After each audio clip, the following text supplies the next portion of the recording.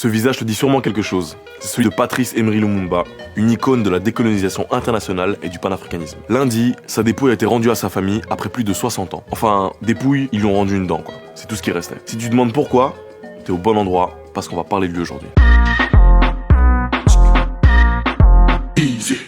Patrice Emery Lumumba a été le premier ministre de l'histoire de la République démocratique du Congo et le père de l'indépendance du pays après 80 ans de colonisation belge. Fils d'un père paysan, il va recevoir une éducation de base dans une école missionnaire chrétienne. En gros, c'est une école qui a été mise en place par les colons. C'est un élève très doué, du coup il rejoint le rang des évolués. C'est un terme utilisé pendant l'époque coloniale pour désigner un Congolais qui aurait évolué en s'assimilant aux valeurs et aux comportements européens. Encore marqué par le paternalisme belge, Lumumba partage les idées coloniales de l'époque. Mais dû à ses nombreuses lectures et le constat qu'il fait du traitement des siens, il va vite prendre conscience de sa négritude. En 1958, il commence à montrer ouvertement ses idées anticolonialistes. Et il fonde à Léopoldville le MNC, le Mouvement National Congolais. Un parti nationaliste, unitaire et radical. Et quelques semaines plus tard, il va même assister à la conférence des peuples africains. Et là-bas, il va rencontrer des personnes comme Frantz Fanon, lié au FLN, le Front de Libération Nationale en Algérie, et Kwame Nkrumah, le premier ministre ghanéen. Le Ghana, qui est le premier pays d'Afrique de l'Ouest à avoir réclamé son indépendance. Ce sont des figures emblématiques de l'anticolonialisme et du panafricanisme. Cette rencontre va l'inspirer et encore plus façonner ses idées politiques.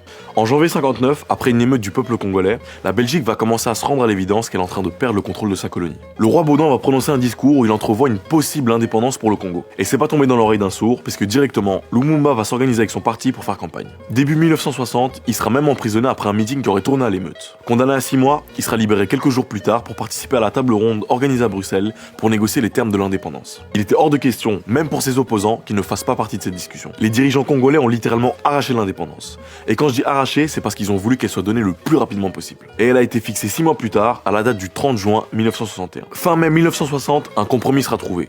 Kasavubu sera élu président et Lumumba sera le premier ministre. Le jour de l'indépendance, le roi Baudouin fera un discours clairement paternaliste qui va offenser les Congolais et tout particulièrement Lumumba. Dans ce discours, il glorifiera ce que la Belgique a fait sur le sol congolais et dira clairement que la colonisation était une bonne chose. Lumumba répondra à ce discours alors que de base, il n'était pas prévu qu'il en fasse un. Ses conseillers ont reçu le discours du roi quelques jours à l'avance et lui ont conseillé d'en écrire un et de le lire, malgré le protocole. Et ce discours sera l'élément déclencheur de la chute de Lumumba. Le gouvernement belge a mal pris la réponse de Lumumba. Dans son discours, il s'oppose clairement au discours du roi Baudouin et il explique que le pouvoir a été repris par la force et la détermination et qu'en réalité c'était pas un cadeau de la Belgique. Il a également rappelé la condition de son peuple pendant la colonisation plutôt que d'essayer de la minimiser. Dans son discours, il rappelle que le Congo est un pays indépendant et qu'ils pourront s'associer à des pays qui leur seront loyaux et n'essaieront pas d'imposer un rapport de force. Ça a inquiété le gouvernement belge. Faut comprendre qu'on est en pleine guerre froide et que l'Occident et surtout les États-Unis ont peur que des pays comme le Congo se rapprochent du bloc de l'Est. La CIA a même voulu empoisonner Lumumba en utilisant du poison dans son dentifrice. Pour le déstabiliser,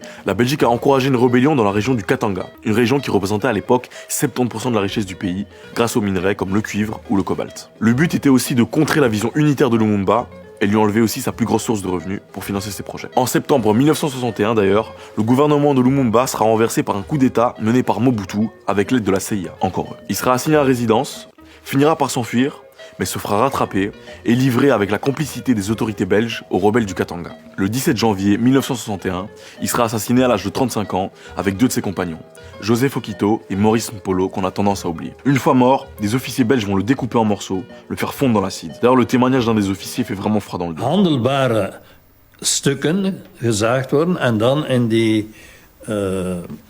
dat vat van 200 liter. En fait, il explique ça comme s'il te parlait de ses dernières vacances.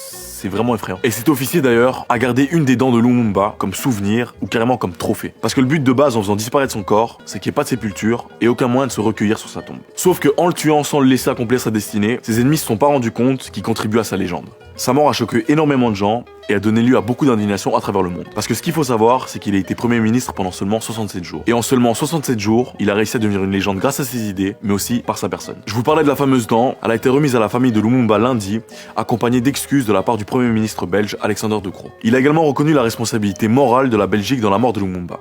Mais concrètement, morale, ça veut dire quoi? C'est la question que la justice continue à se poser, parce qu'une enquête est encore en cours pour déterminer à quel point la Belgique était impliquée dans le meurtre de Lumumba. Plusieurs gestes de la Belgique ont été faits pour tendre la main vers la RDC, comme notamment la restitution d'œuvres, j'ai fait un easy à ce sujet d'ailleurs, n'hésite pas à les regarder, ou alors encore la visite du roi Philippe plus récemment. Mais bon, quid de la dette coloniale, ou encore d'éventuelles réparations. Curieux de voir comment ça va évoluer en tout cas. Et vous étiez au courant de cette histoire? Qu'est-ce que la Belgique devrait faire? N'hésitez pas à me dire tout ça dans les commentaires, et surtout, n'oubliez pas que quand on est habitué aux privilèges, l'égalité semble être une oppression.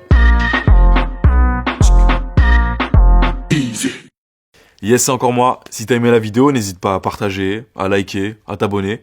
Et si tu veux être tenu au courant des prochaines vidéos qui sortent, pense à activer la cloche.